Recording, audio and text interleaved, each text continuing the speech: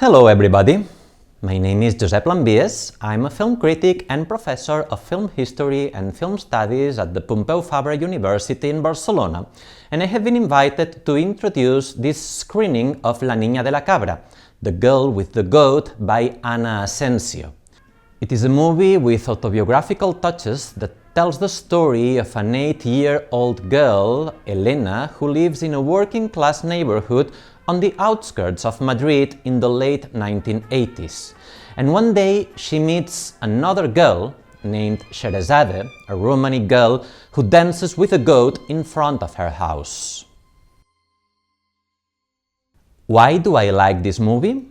I will highlight three main aspects. First and foremost, we have to keep in mind that this is a portrait of childhood and, above all, a movie that is entirely told from the point of view of a very young girl, which is always something kind of risky. Just remember that famous quote by Alfred Hitchcock, "I hate working with animals and children."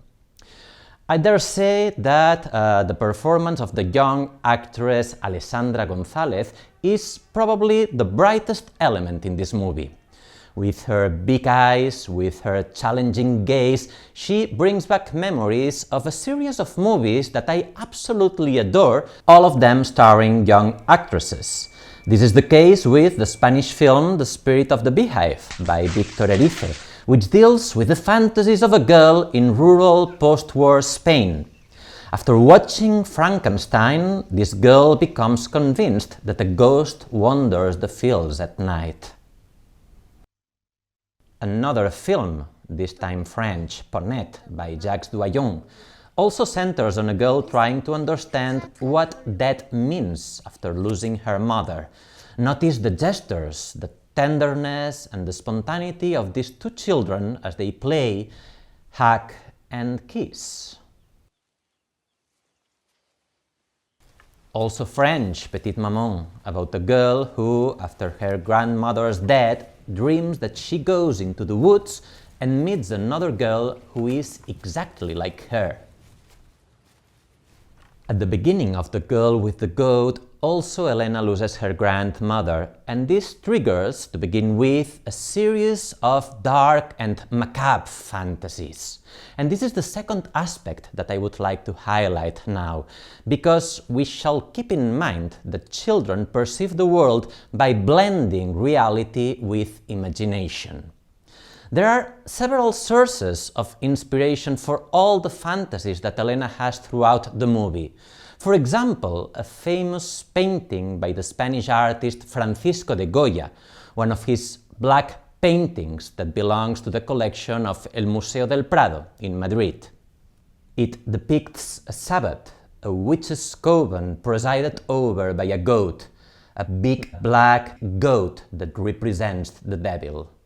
As you'll see, Goya's painting plays a very significant role in the movie because it fuels Elena's imagination, just like a poem by the Castilian poet León Felipe, No me contéis más cuentos, don't tell me any more stories, a poem about all the fairy tales, all the legends, all the myths and all the lies that we human beings are told from the cradle to the grave.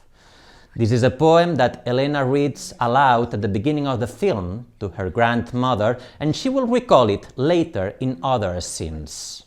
And from there, from Goya's painting and from León Felipe's poem, come a series of nightmares, of black and white dreams that pay homage to the early history of cinema, especially to German Expressionism, the most terrifying cinema ever made.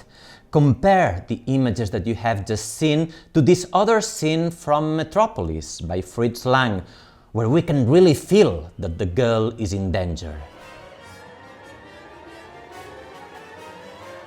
The third and final aspect that I would like to highlight now has to do with the fact that all these fantasies, all these nightmares merge with reality.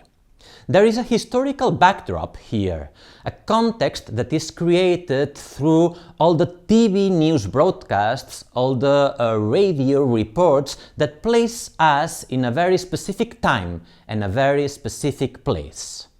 For instance, you will hear of the story of Emiliano Revilla, a man who was kidnapped in February 1988 by the armed organization ETA and held captive for exactly 249 days.